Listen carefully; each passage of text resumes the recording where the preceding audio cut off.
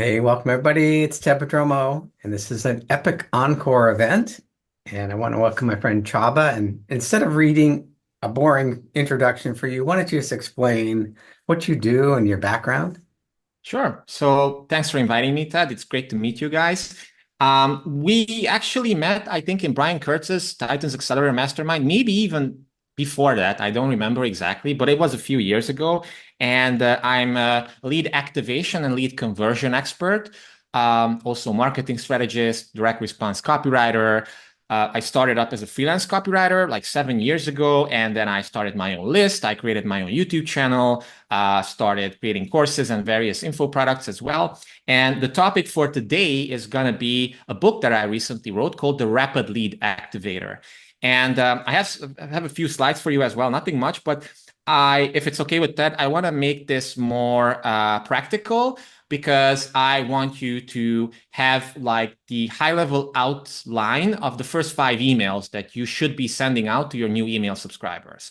Yeah. It's not complicated. Don't worry. I've worked a lot on Okay. this process, so I try to make it as easy to implement as possible. And there's also like swipes and like almost fill in the blanks templates that you get with the book. We're going to share that at the end of the video. But just to give you a context, this is kind of like an elegant way to so-called activate your new leads joining your email list. So it's going to be most useful for you if you already have an email list, if you're building it and you want a better version of a welcome sequence. So this is kind of like my fancy version of a welcome sequence, but there's lots and lots of psychological, nuances that go into it. And that's why I call it the rapid lead activator. It does many more things than just like welcome people. So by the way, Ted, if you have any like questions in the meantime, or you want to stop me, or if anybody else has a question, like I'm totally down to just answering it like right there. That's fine by me. Yeah. But let me share my screen here, and I want to share with start with some stats because everybody loves stats. So these are basically the open rates, click-through rates for the emails in a welcome sequence I have multiple lead magnets, and this is for one of them. As you can see, the first email, almost 90% open rate. And this is with cold leads, by the way. So these leads either come from Facebook ads or from like a JV traffic source. Someone shared my book, my lead magnet, something like that, or organic. But mostly it's JV. So 50% click-through rate on the first email, not bad. 90% open rate. Unsubscribes, not too much. And as I keep scrolling down, you're going to notice that 85%, 42%, 74%, 62%, 60, 59, it stabilizes at around between 50 to 60. I mean, sure, it's not the world's biggest number of leads here, but still, I mean, it's a significant number. And if I keep scrolling down, you're going to notice that as people go through my own version of this rapid lead activation sequence, and they get enrolled into an automated evergreen, like pre-launch sequence, open rates are still high, click-through rates are still high. And by the time they get enrolled into an automated pitch sequence, and this is like, I don't know, 1 month after they signed up at this point, or at least 3 weeks, you can see that it's still pretty high consistently, and not much unsubscribes as well. And one thing that this slide doesn't show is the reply rates, because using this strategy, I got a close to 50, so 50% reply rate to the first 2 emails. For the first 2 emails, because of adding certain things on the thank you page, as well as adding lots of little prompts for them so that they are incentivized to reply.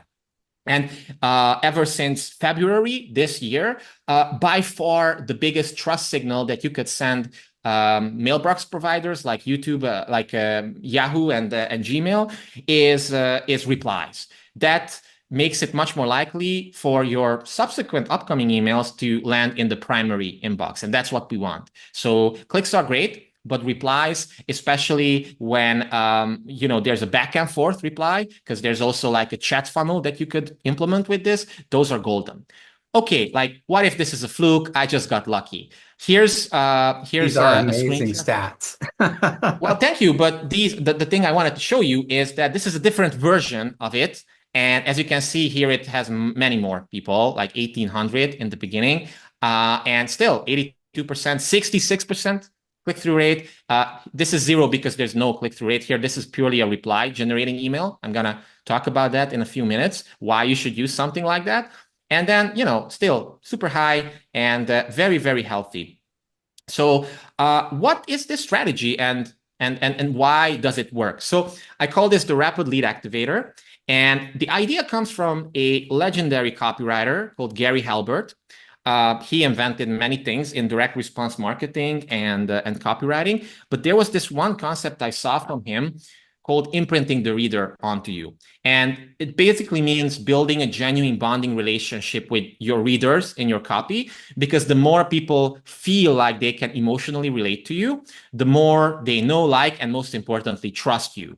And this know, like, and trust is a key theme in this strategy, because if you can establish that, or at least start the process of establishing that know, like, and trust factor, people are going to be infinitely more likely to do something, to open your emails, to actually anticipate your emails. And we're not just trying to get them to click something. You can do that with clickbait, but that doesn't serve you in the long run. You want to build a bonding relationship with them so that they actually are excited for receiving your emails. And let me tell you, I get if something happens and I don't email my list for a week or maybe 2 weeks, I start getting emails from people on my list like, Csaba, what happened to you? I'm missing your emails. Or I checked my spam folder, but they're not even there. So what happened? Are you okay?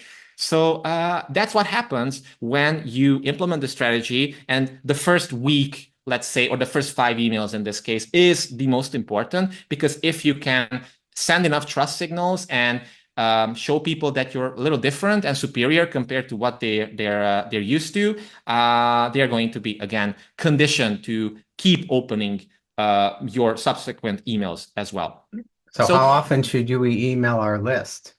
Well, there are different paradigms for that. I'm a big believer of emailing daily. That's essentially either daily or at least 4 to 5 times per week. It depends.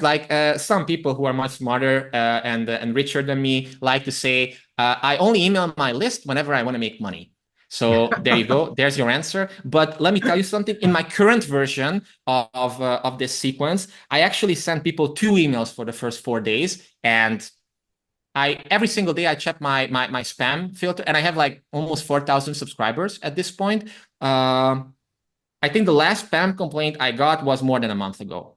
So when they join, but you have to set expectations up front. That's the key here. You have to set expectations up front, and you even have to tell them, look, I'm going to email you a lot. If you don't like it, that's fine.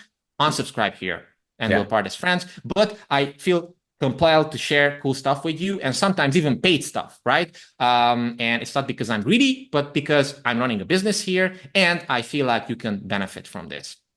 So that, and I even tell people that I send long form emails. So my 3rd email actually is 2,300 something words long. And I even tease people at the end. Don't worry, not all my emails are. Usually they're between 500 to 800. But I even tease people look at you. You just read a 2,300 something word email. So that's just pointing the finger to people who are saying that nobody reads long copy anymore. And those people become the best leads and the best customers by far, because by that time they know my origin story. So we're going to talk about that as well. So the 7 keys to success with this strategy, what this does is that it activates people to do something. That's why we call it the rapid lead activator. It facilitates bonding. It moves them forward on the value journey. It starts the process of shifting beliefs, and we're going to talk more about that.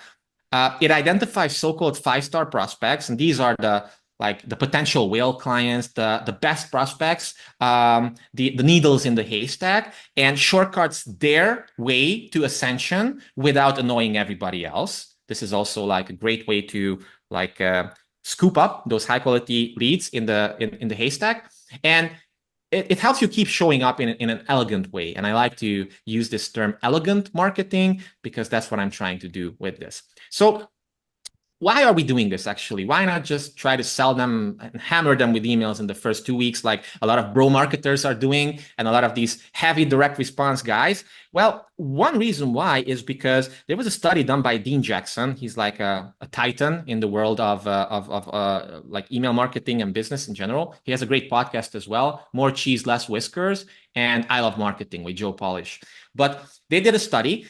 And in the study, they tracked people over the course of 2 years, so 24 months, from the point of them requesting a lead magnet, so them raising their hands, being interested in something, until the end of those 2 years. And what they found is that close to 50% of people never did anything. So they raised their hand, they wanted the lead magnet, but they never really bought anything. They just, stayed passive. But out of the remaining 50%, 15%, so 7.5% of the total amount of leads, did something within the first 3 months. And the remainder, so 85%, did something between 4 months and 24 months. So that's was really eye-opening, because it showed that you basically have more than 5 times the dormant sales in your list if you play for the long term. So that doesn't mean you shouldn't try to convert people on the front end. That's what I'm doing with my current version of this funnel from Facebook ads. I, of course, want to offset some of those ad costs and some of those cost per leads. But I know for a fact that most of the sales, in fact, 5 times as many sales, are going to come from between 4 months and 24 months. And I'm playing for the long term, right? Yeah. So that's one of the key reasons why you want to use something like this, a more elegant way of welcoming them into your world, instead of hammering them with like a super aggressive sales pitch and then saying, or thinking that, well, that was my best performance. If they didn't buy from that, then they're just dead to me. That's what a lot of people are doing, unfortunately, but it's not the right way. Is there a price point that the 15% will buy right away? Like Dean Jackson says, they're going to buy now or not now? Yeah, now or not now, but it depends on the price point, of course, but it also depends on the target audience. So let's say if you have a list of people who want to buy yachts, then one sale is gonna offset, I don't know, 10 years worth of ad costs or something. While if you're selling like get rich online courses or something, maybe probably not, right? So it all depends. You can't really generalize it. So the other big thing here, and I see that Don raised. Don, did you want to ask something? Just a quick question. What kinds of products and services will this apply to, and what kind need some other kind of an approach, either because they're consultative selling or something of that sort? Yes, so great question. It's relatively universal. So everything I try to teach, I'm a big fan of going after the principal fundamentals. That's why I actually did, I'm going to share this with you if you want, but I broke down 100 proven sales letters in 100 days and put everything on YouTube as like a challenge. And all these guys were like Claude Hopkins and people who invented the game of direct marketing, and David Ogilvy and those people. Why? Because those principles never change. And the same principles are true for the strategy behind the sequence as well. The sequence itself is the tactical version of it. But on a strategic level, and the reason why I wanted to share this slide is because this comes from Todd Brown, originally superstar marketing guru. And it applies to kind of like a marketing campaign or a sales letter, but you can also apply it to an email, and the emails come in this blue part. I'm gonna cover it in a minute, but to answer your question, it works in every single case. There are varying degrees on how well it works. It works the best for info products, for selling education, for selling coaching, masterminds, books, or where you're willing to build a relationship with the audience. So it's probably not the best for like Salesforce or a big company like that, because they're not willing to put a face on their marketing. So if you're a coach, consultant, expert, author, creator, then it works really, really well. Yeah, Don does high-end consulting, so then it's gonna be really, really well. Especially the conversation starter email and the PS call to actions at the end of the other emails as well. So what this basically shows, and this is the second big reason why it's worth doing this, is because if you look at a strategic marketing campaign from a high level like this, usually what has to happen is that you hook people's attention with a big marketing idea, then you kind of tease something, or you use a campaign lead, you kind of get them interested and excited for whatever you want to teach them. And then either by using long form copy in a sales letter, either by using, stories or trust signals in like a video sales letter, or by sending out a bunch of emails here, you basically make an argument and you establish a new belief. Here, it's called campaign thesis, but you can also call it the one buying belief. A gentleman named Mark Ford called this the one buying belief, and he was one of the famous marketers who scaled Agora Financial to over $1 billion. And then you give them the offer. So you can use this as part of a multi-email strategy campaign, right, over multiple days, or you can even use this for individual emails, right? What do? You get their attention with like a subject line.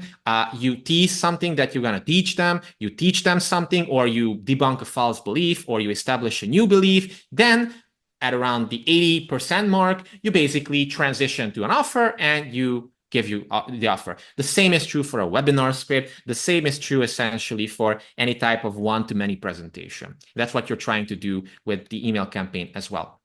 So remember, these two reasons are important, but there are other factors as well that you have to consider with this. Like, for example, when people sign up to your list via a lead magnet, they didn't sign up for you. They sign up because you got their attention with the promise of the lead magnet. So they're not really actively waiting for you to email them. They didn't subscribe for you. So just because we have their permission doesn't mean that they want to hear more.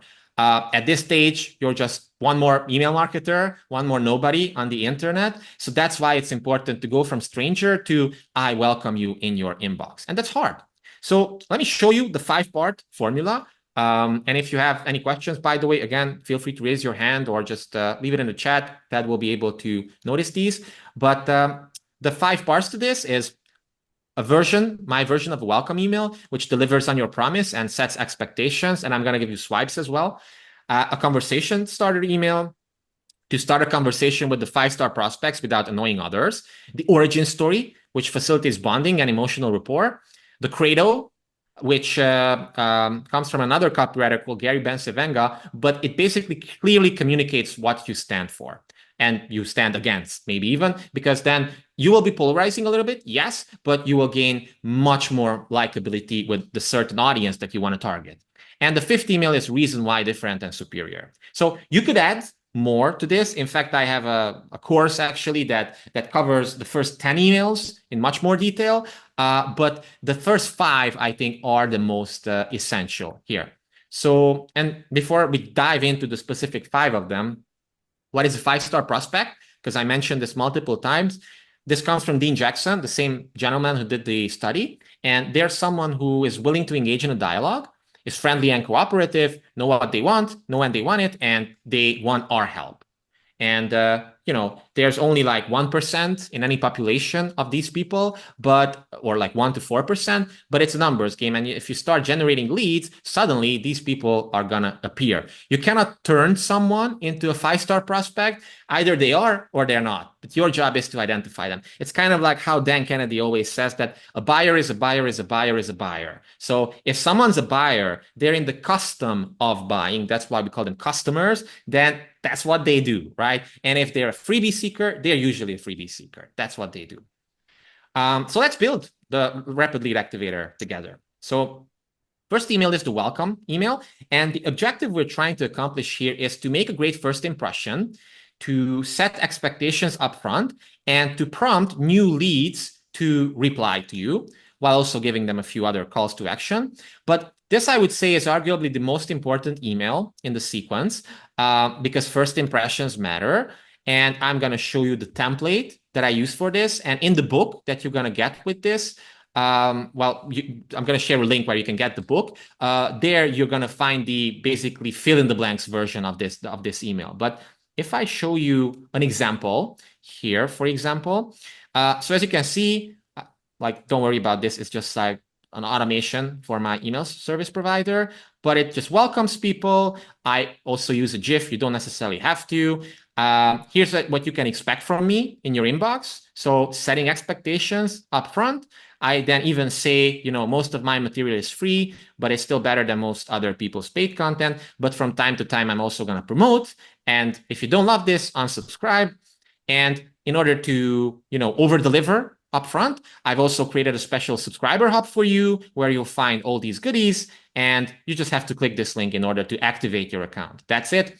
So that's kind of like the setting expectations part, the first call to action, which is a click. But then I also have, I see we have George on the call as well. Hey, George, nice to see you. So this is the click call to action, but I also support it with a reply-based call to action, which just makes sense because I prompt people. I just tell them, look, click the link and let me know if you got it, because you're going to get a different email from my learning management system, and just let me know if you got it. Just tell me, got it, sure, yo, man, whatever. I just wanted to give people options, because if they're confused, even by the slightest bit, they're going to default to doing nothing, right? So, and then I also have like a PS call to action, which is an instruction video to whitelist my emails. This is super simple to do. It has, I don't know, thousands of views on it at this point, but it's 40 seconds. I just basically screen recorded myself how I either drag the email in the primary tab, or I just click the 3 dots and I just click filter messages by this as primary. That's it. It's like a underrated little, very too easy to implement tactic, but it's something that can give you an edge for sure in deliverability. And that's why we are seeing these super high 90% open rates and 50-60% click-through rates, is because all these signals are telling Gmail and Yahoo that, oh, okay, this person is not a spammer. So these really aren't cold leads at this point, because you posted something on social media to give them a lead magnet or ads. So they raised their hand and said, I want to learn more about that. And then your welcome email continues the conversation. Yes. So they're still cold leads, because like a moment ago, they were cold leads. You either got them on social media. Well, if you have a following on social media, they are a little bit warmer, but most people, I mean, if you use Facebook ads for this, if you use JV traffic, if you use somebody promotes your lead magnet or something like that, those people are going to be relatively cold, and they have to opt in for this, and that triggers the emails themselves. Yeah. Is this making sense? Any questions regarding this? Elena, you can see the screen. Can you see the shared screen? We're seeing it. So Eric is asking, are you using Apollo.io or similar tool for sequencing? I use ConvertKit. That's my email service provider. And, there are multiple ways there to just, sequence a sequence. Elena, you have your hand raised. Yes, I'm seeing it now. Okay, good. Thank you. You're welcome.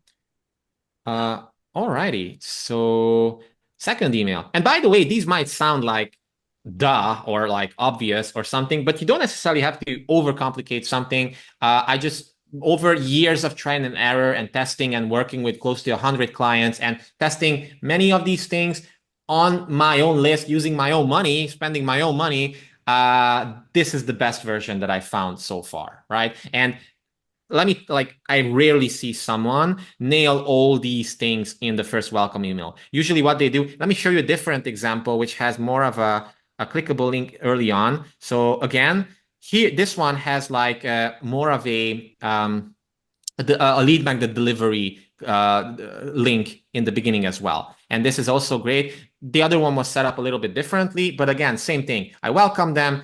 Here's the lead magnet, because that's the most important, because that's why they signed up actually. And then setting expectations, a short little story about me, 2 paragraphs basically. Here's what you can expect. Unsubscribe if you don't like it. Just being honest, right? And especially in this world of AI generated marketing and fakery and deepfakes, people crave that the real flesh and blood person behind marketing.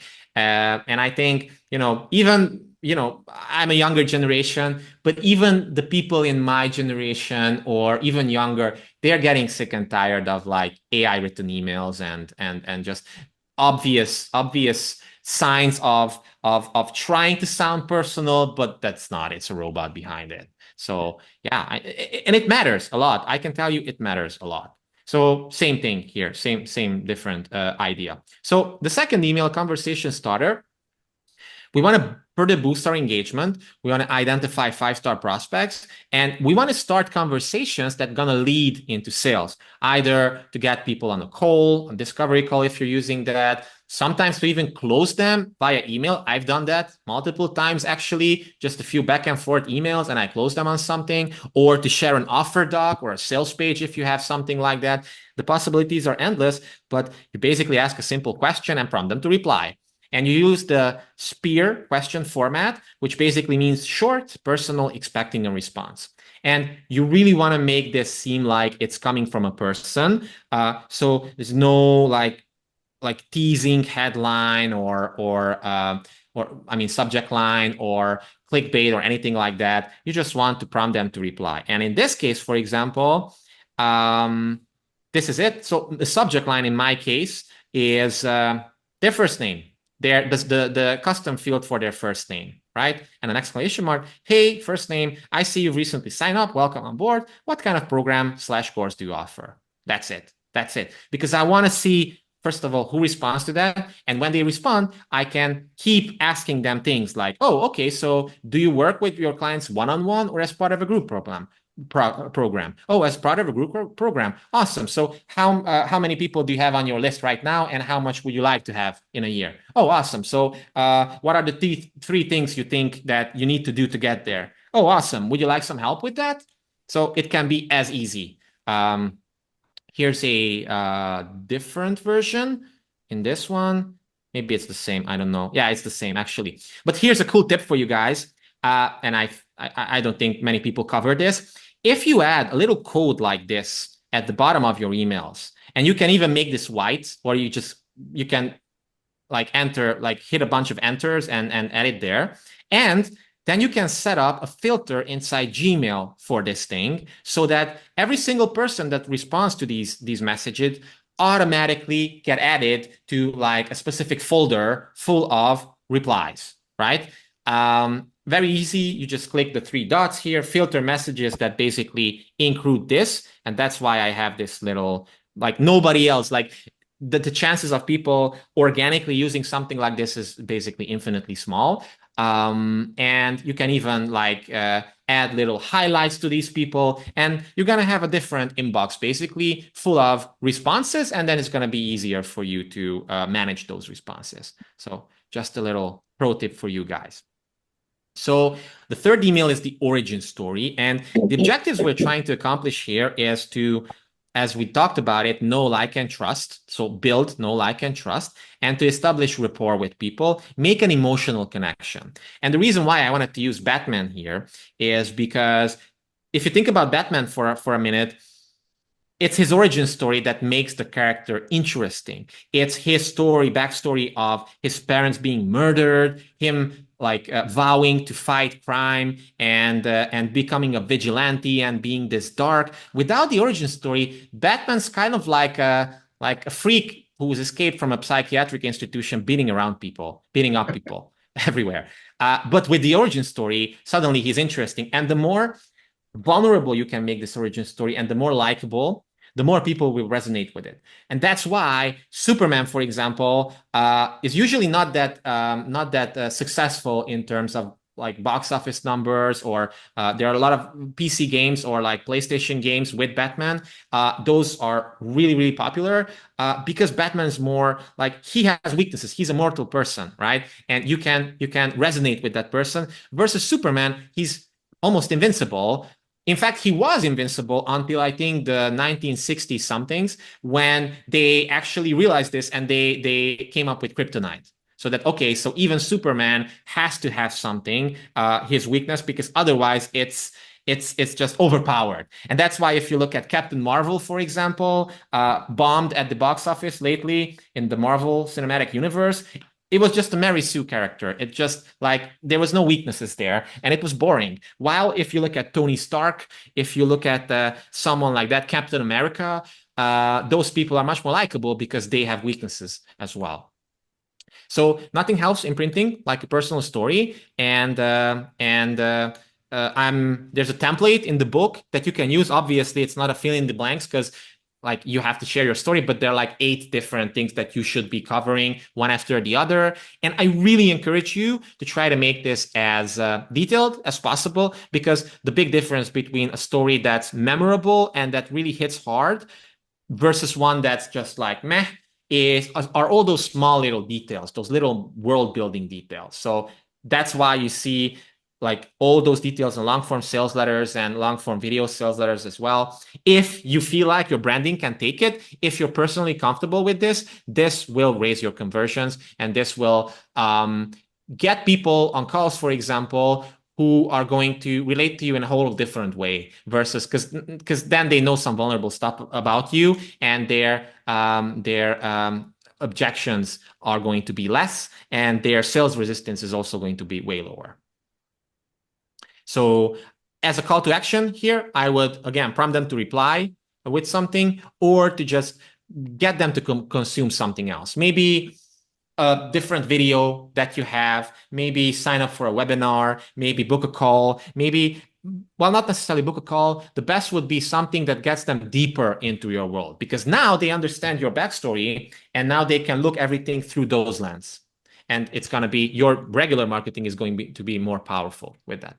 So Credo, the 4th email, this comes from Gary Benson. A quick question about the code. Is that a Gmail thing, or is that part of ConvertKit?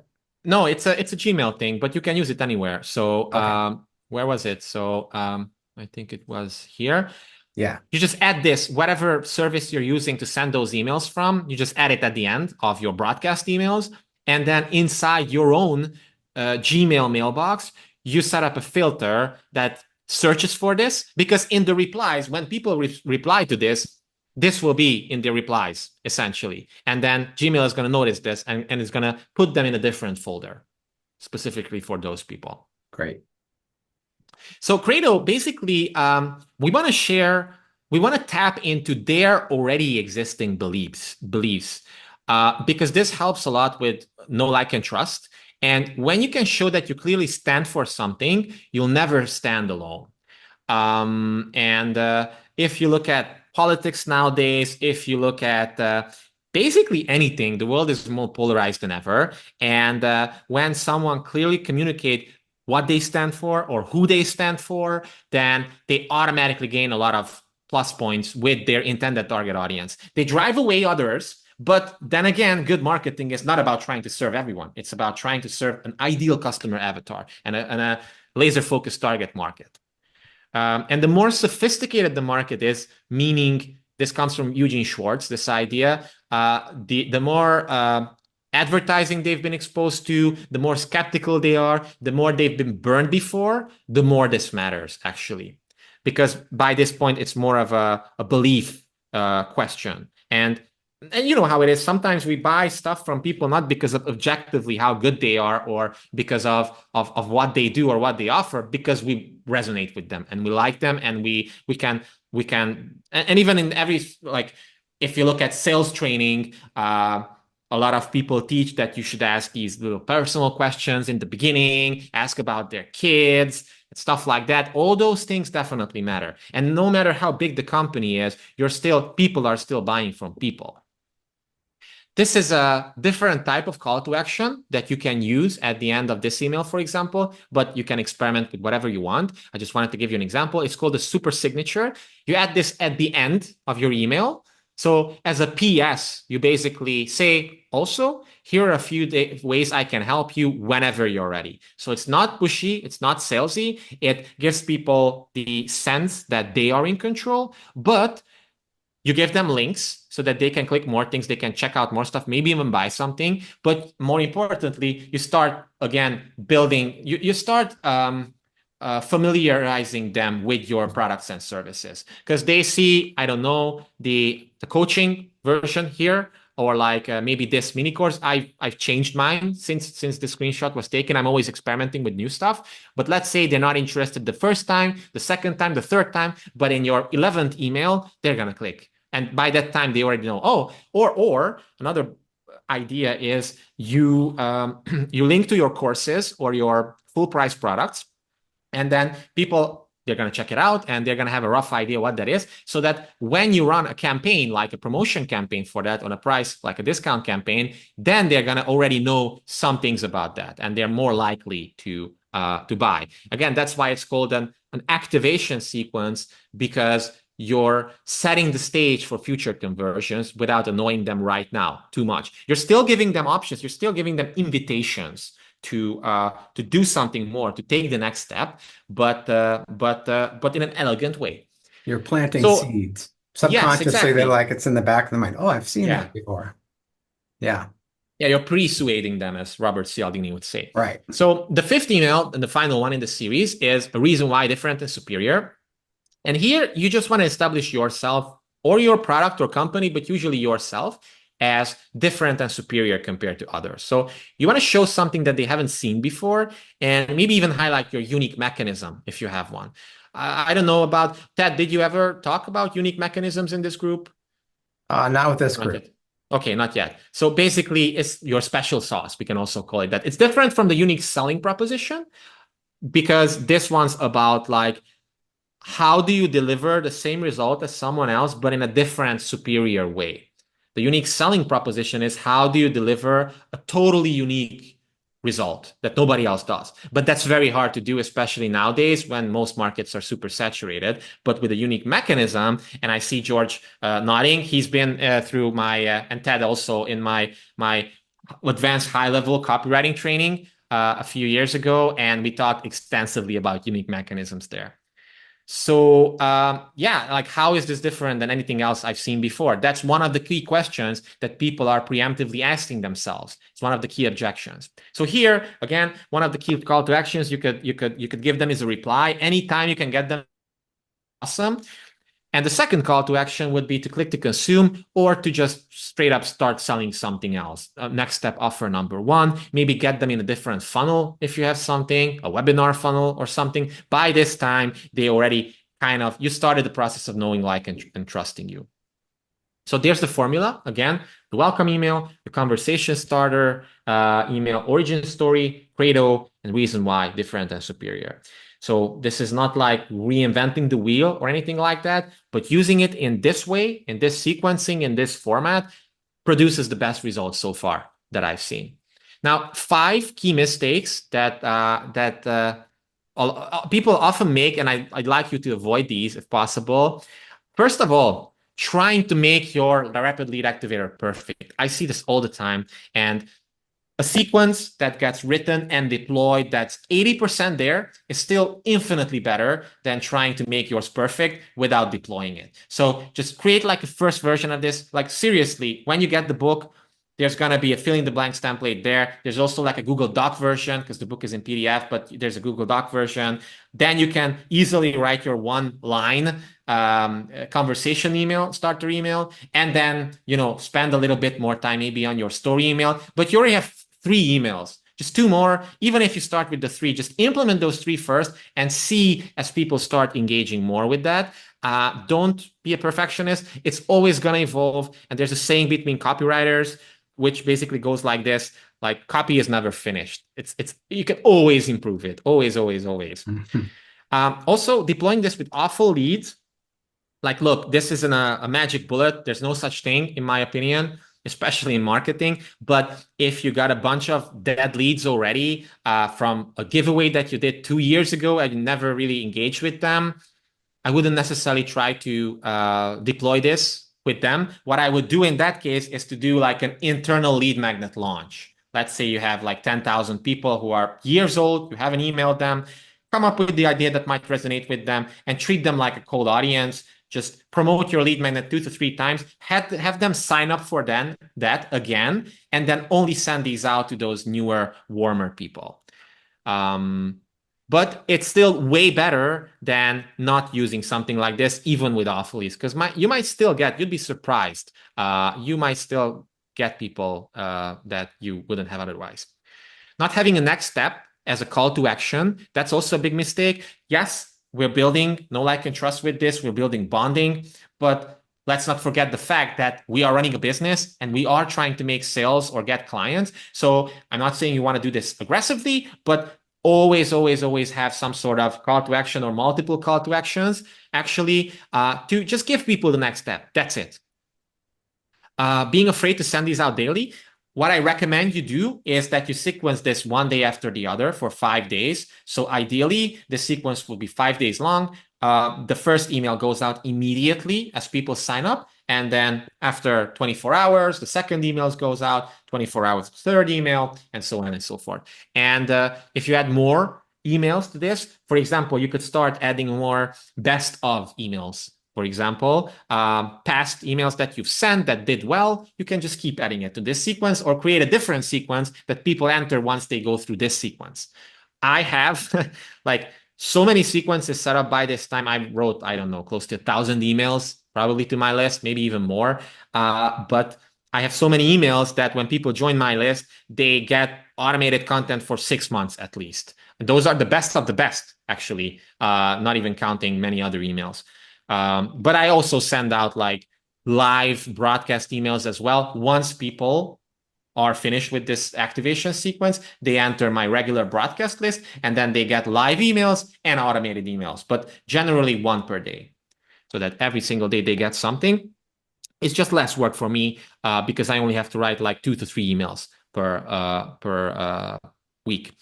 And it's also, okay if they unsubscribe, right? Because they wouldn't be your yes, customers anyway. They're not interested. Totally. That's not a problem at all. In fact, like if they're, I actively cull my list really aggressively. So I just actually a few weeks ago I just checked my list. I would have 12,000 people on my list right now if I kept the colder leads. When I say cold, I mean someone who hasn't opened something in the last 30 to 60 days. If I kept those people on my list as well, I have 12,000 people. Now I have close to 4,000. But I would still rather prefer those 4,000 engaged leads who like have like an average open rate of like 45% or something, even now after months of signing up, versus having a big list but a lot of people who never do anything, because it hurts your deliverability. And we talked about how deliverability is super important. Yeah. And another mistake that I see is not responding back to 5-star prospects who reply back to you. So yes, this happens to me as well. Sometimes I can't keep up, but eventually you're going to see that you're going to start like consistently getting replies to your emails, and especially the second email.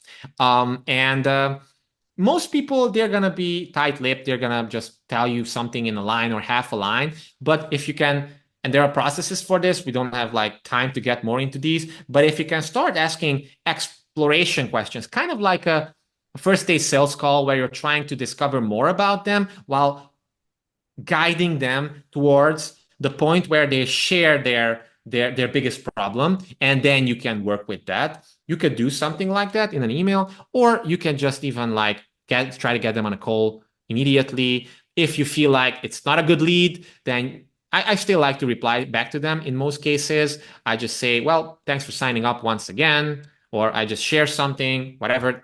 I don't have a formula for that, but usually it's worth responding back, because remember, these people are the best of the best in a way. They are the most engaged. So yeah, I showed you the example, and yeah, that's what I have for you. If you want to get the book, then here's the link. And I don't know why there's a question mark at the end of it, but not only will you get the book, you're also gonna see how I implement this at the current moment in real time.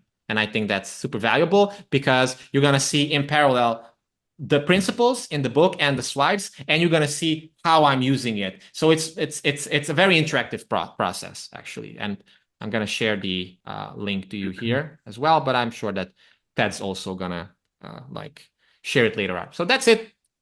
I love it. Cool. Obviously, you can see that Csaba, he studies this. What'd you do? 100 sales letters you reviewed a couple of years ago? Yeah. Let me also post the link to that. It's all on YouTube. There's no, you don't have to opt in for this. You do have to opt in for the book because it's super valuable, and there's so many other bonuses that you get. And I also feel like it's part of the experience for you to go through it and see it in your own eyes and see your reactions to the emails. See how you react to reading that long form story email. See how you react to certain call to actions. I'm not saying it's going to resonate with everybody because that's impossible and it might turn some people off. Sure, that happens all the time. But in general, you're going to notice that it's a different way of doing marketing and it's pretty damn effective. Yeah. You study this, you test it, you document it. It's very few people do what you do at your level. So I Well, thank highly you. recommend it. I really appreciate that, Ted. Right now, I'm actually testing Facebook ads. I have like multiple ads to a different version of this page, and it's kind of breaking even. So it's pretty cool because I think overall, I think I'm generating new leads for like 80 cents or something. Wow. And it's a high quality audience, relatively high. So like 1% lookalike US based audience based on my current customer segment. But that's more of an advanced Facebook stuff that might be out of the scope for this call. I don't want to like overwhelm you guys with so much. Does anybody have any questions? Remember the first time I sent a Dean Jackson 9-word email? Yeah, are you still interested in learning LinkedIn or something? And like a bunch of people said yes. And I didn't have a follow-up. I'm like, crap, what do I say now? Yeah. But you'll be surprised how much follow-up you actually get. Yeah. Anyone else have any questions? Or... Eric said that he has one, but I think, Eric, you sent it as a direct message to me. Okay. Feel free to unmute and just ask it or just paste it in the chat. Yeah. Oh, yeah. I guess it would be easier to just talk. So this is all email. What is your advice on wording, the art of the psychology of getting someone to transition from email communication to a phone call? Mm-hmm. You know, you've been there. Someone only wants to rely on email. And then you try to give them a call and say, let's set up a meeting or a Zoom or whatever. What's your advice on, I don't know what the word is, coaxing them, asking them, hey, it would make sense to do this rather than go back and forth on, I'm not a fast typist. I'm just saying. Sure. Yeah, sure. That's a great question. So multiple ways of doing that. What I usually do, okay, so different versions of doing this. Version number one would be to send 2 to 3 emails back and forth. Basically, they respond, you respond with a either or question, which basically means so, because it's easier for them to respond again. So like, do you sell one-on-one or do you sell as part of a course? As part of a course. Awesome. Then you ask one more question and you start to try to get them on a call from there. So, oh, cool. So I can help you with that. Would you like to set up a quick discovery call? That's option number one. It's not the most effective, but it definitely works. Another option would be just straight up plug the landing page of your I call it the call magnet. So it's kind of like a discovery call, but it's positioned in a way that's more intriguing. For example, here's one that I use. And as you can see, it's very similar to the landing page that I just showed you, very similar. But instead of just telling people that, hey, let's get on a quick discovery call, there's an outcome here. I call it the rapid lead activation assessment. And the aim for this is to spend 20 minutes on this first call to find the hidden goal in their business. And there are expectations here. So like, look, we're going to take a look at how you're currently doing things, uncover the number one bottleneck, identify what's possible for you, and develop a simple 3-step action plan. That's it. And then I would drive people to this particular landing page in that case. You could also prompt them as like a reply-based call to action. Hey, like, I'm looking to work with 2 more people this month on primary promise, on helping them, whatever, get more customers. If that's interesting, hit reply, put interested in the subject line, and I'll get you more details. That's another way of doing it. Thanks. Is that making sense? Oh, and that's the magic trick. You're saying things. I thought you would say to me something new. I have done those things. It is that the reason I was asking is because it's been the major pain point for me to get those we've got people interested. Ted knows Kevin.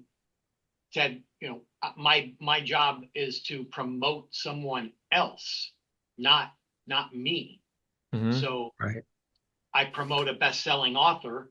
Yeah. And so you said all the things that I have attempted. Just getting someone on for a preliminary consultation for our services is like pulling hippopotamus teeth. It's really hard. But have you also tried positioning that consultation as an outcome-based call magnet, like theming it, Totally. naming it? Totally. Okay. Yeah. Call to action, CTA, action plan. It's we do the either or question. Yeah. We do that Yeah. and give them. So what I like really that has gotten me just a couple meetings, probably I'm only working on a 2% conversion out of 100. I'm just guessing. So you get beyond the email, you get into a conversation, and even if the conversation leads to, our stuff really isn't for you, that kind of thing. Sorry, I'm just saying this is the pulling my hair out kind of thing, is trying to promote someone else and not myself. I'm not the expert. Yeah, I mean that's the key point. Like there's no like and trust probably built with that expert, so they're even less likely to do something. It's a big problem. I've also seen this myself, that the rate of people booking calls in any case is lower than ever, and I get this idea from others as well. But what I also like to do, and what I've successfully tested is, and let me show you an example. Borrowed authority confirmation. So when people enter my world, and you're going to see this also when you opt in, you're going to get a so-called handshake offer for 4 days, which gives you the opportunity to buy one of my $500 like programs for $100 only, but for 4 days. And once people there's also like a 15-minute accelerator call bundled with this. So this 2 things. First of all, it filters people more, but secondly, they're much more likely to use it here. And this is how the thank you page looks like once people buy that. You're going to see a different offer, but I have another one called the borrowed authority method. There's a short video here.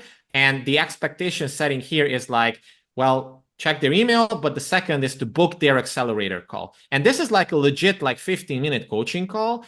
And it's really valuable, like considering I charge currently like $500 for 1 hour of coaching. If people book like one-off sessions, this is like a $125 value, right? And the idea here is and how I sell this is, let me show you this part, is that we're going to spend 15 minutes IDing your biggest bottlenecks holding you back, and identify exactly which part of the thing that you just bought will give you the biggest win in the shortest amount of time possible. So it is an accelerator call. And what I found is that the take rate on calls is at least like 4x or 5x compared to just pitching a free call, or like giving people an option for a call from a free product. They just value it more. We've been on those sales pitch calls. They call them a strategy session, but it's really a big sales pitch. Yeah, this is not 15 minutes, so it would be hard to do a full pitch. But this is kind of like a diagnostic call with coaching. At the end, what I like to do is that, so look, it sounds like you could use more help with this. Would you like to get there faster, or would you like to continue the conversation? So we put together a game plan for you. Yep. If they say yes, then we'll book another call, which will be a so-called game plan call, which has sales elements in it, but it's more like a longer diagnostic version as well. Yeah. Creating something custom for them. And Mike wants to know about when's it time to do price testing? That's a hard question to answer. That pricing depends on so many different things. You can do it whenever you want. Basically, I don't think there's like a specific time for it, but I would probably test something like a headline or a primary promise or an offer, earlier. Yeah. This is great. Great stuff. Because, at what price can you get a conversion?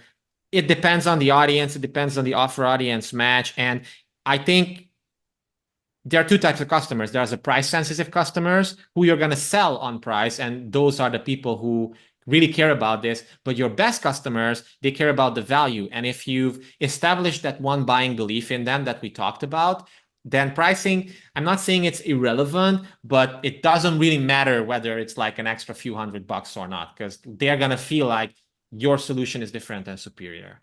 Yeah. Mike, what are you selling and what's your price point now? So if you're selling a $500 course, it's different than a $20,000 consulting package.